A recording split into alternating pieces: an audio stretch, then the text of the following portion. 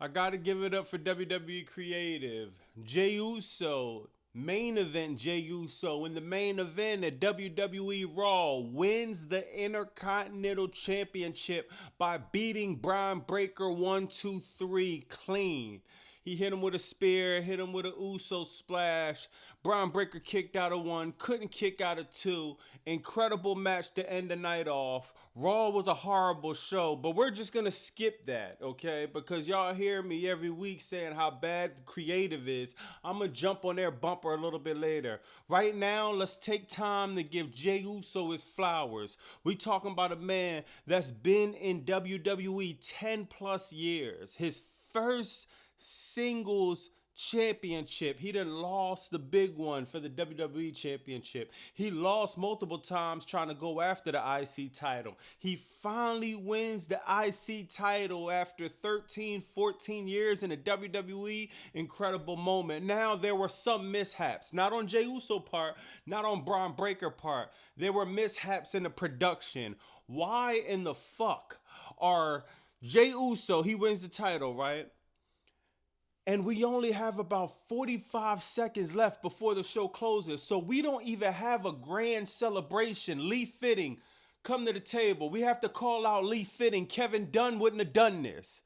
Kevin Dunn knows how to make the production a certain way so we get the celebration, we get the feel good moment, especially for us people who sat by a 3-hour shit show we call Monday Night Raw.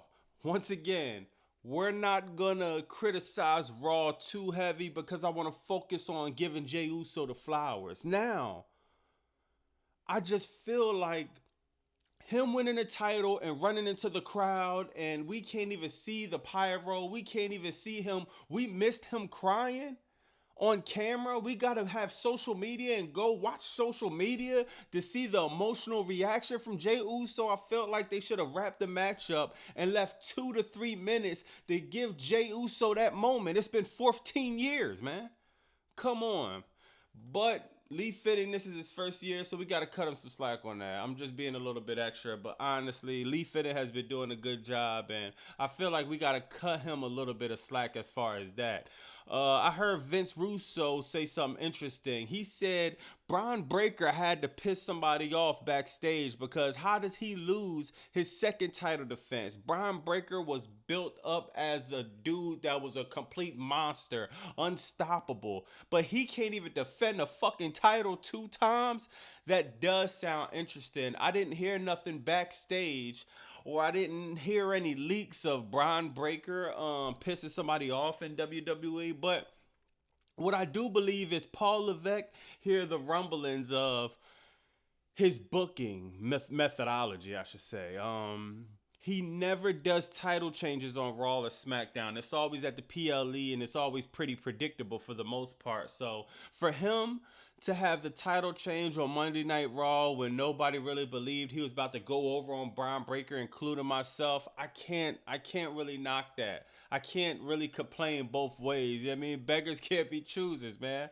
I'm begging for WWE to be more compelling, be more creative, and they took the opportunity to do that. So kudos to them on that. I'm interested in seeing what Jey Uso going to do in this run. I'm interested in seeing how fast are they going to try to flip the titles back and forth between Bron Breaker and Jey Uso. I don't think this is going to be a huge run for Jey Uso because he has some other business to attend to, most likely at SummerSlam when the Bloodline goes into the Civil War thing. We got Zillify too. If y'all don't know, man, Google Zillify too. He's most definitely, I say allegedly, I give it about a 90-95% chance we'll see Zillify 2 on the main roster in 2024. Guaranteed. Now, it's not really guaranteed because I'm just speculating, but he didn't cancel all his indie shows. So Zillify 2 is up there with Jacobfy 2 as far as levels of talent. This dude is a complete superstar. So I want to see how he gets added into the equation with the whole bloodline. But man, Jey Uso, the new Intercontinental Championship. Let me know what y'all think in the comments about that. Do y'all like the booking decision from WWE to go with Jey Uso for the Intercontinental Championship? What do you think about Bron Breaker? What's next? If he doesn't beat Jey Uso in the rematch, what could be next for Bron Breaker? Let me know in the comments what y'all think. Is Bobby Monsoon 215. Like, comment, subscribe. Bye.